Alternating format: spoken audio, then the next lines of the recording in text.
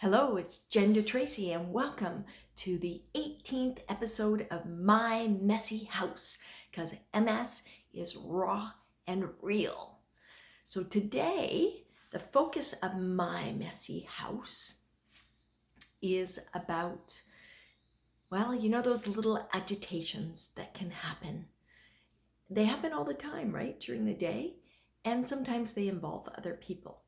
So a lot of times what I've seen posted on Facebook groups that tends to be upsetting is when people, you tell someone that you are living with MS and they say, oh, well, I know Joe Blow or Sally Smith who has MS, And these are common stories of how people respond to this information, and over a period of time that can be very agitating.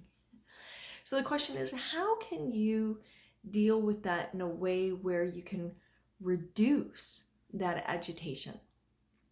And I've tested out something which is a Buddhist technique. It's about love and compassion, and it's as simple as, when that agitation arises towards a person or a thing, what I am doing is saying in my mind and projecting this to this person, may you be well.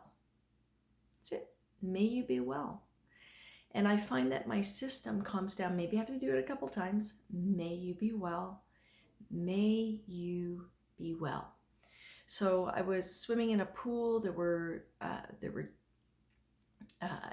just like an outdoor pool in a complex, not that big. And there was someone that was coming into the pool that was kind of standing in my way of doing my laps. And I was very agitated about that. So I thought, you know what, I'm just going to do this, I call it a mantra, or not really a mantra because I'm not repeating it over and over again, but when I swam away from that person, I'd say, may you be well. And when I swam towards this guy, I'm like, may you be well. So I did it a couple times. And you know what? It really calmed my nervous system. And I found that to be quite an incredible thing, that one thing of this loving act of kindness towards another person through saying it in a heart-centered way, in the heart, in that little heart in there, that it holds a lot of power. And I think from my experience of someone who lives with MS and fatigue, heaps of fatigue, is that it's pretty easy for me to get agitated. I don't know how agitated I was in my life before MS, because I wasn't really conscious of it. So it's hard to know if my agitation has been ratcheted up a notch or 2 notches or 3 notches with the increasing of the fatigue and the physical discomfort that can come from MS. I'm not quite sure. And what I know now is I have more consciousness around my agitation, about being that grumpy bear or getting upset about things. So this is a very handy technique. It comes from the root of Buddhism. And there was a story that was told about a guy that worked, I believe it was, correct, I don't know if I'm 100% on this, but I'm kind of winging it here, from Google. And he was brought in to teach mindfulness to engineers and tech people. And he would walk around and he would wish in his mind, not outwardly to people, walk around wishing people well. And people became very attracted to him, in terms of not like, ooh, I'm so attracted to you, but just like he was a well-loved person. And I thought this was a very powerful story, and it just really enforced for me this technique, or this way of being, and putting that out. It's a peaceful way. Mother Teresa talked about, she wouldn't go to protests, she would go to peace rallies. And that's how I feel in my life. I really want things to be peaceful, if possible, right? Doesn't mean that I don't have anger or dislike or extreme dislike towards people that are making decisions in this world that are having a negative impact on a mass group of people or even other situations. But it's about coming from that place of,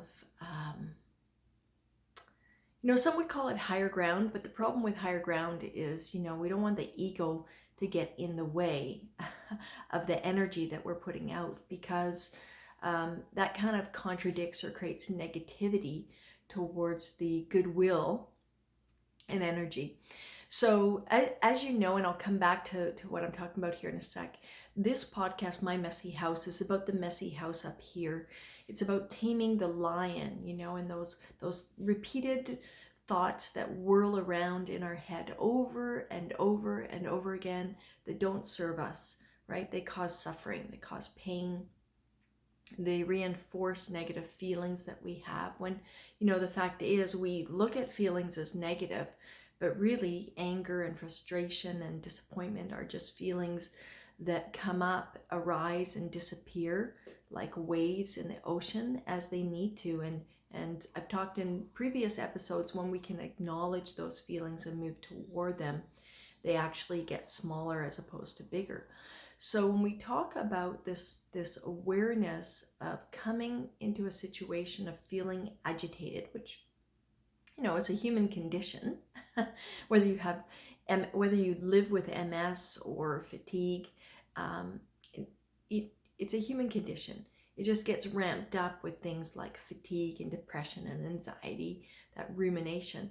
So when we can put out that energy to someone or something, could be an animal that may feel agitated by it, could be while you're driving and there's someone right up on your butt and you just want to give them the finger, but you're like, well, maybe I'll just wish them well instead. So try it out, see what you think. It's about consistency with it.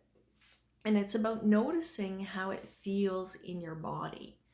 And that's how I judge it, is when I was swimming and I was wishing various people in the swimming pool well, I just felt calmer. I could feel it almost instantly.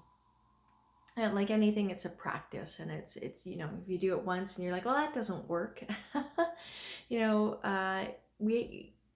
Any skill that we are learning in life takes practice, right?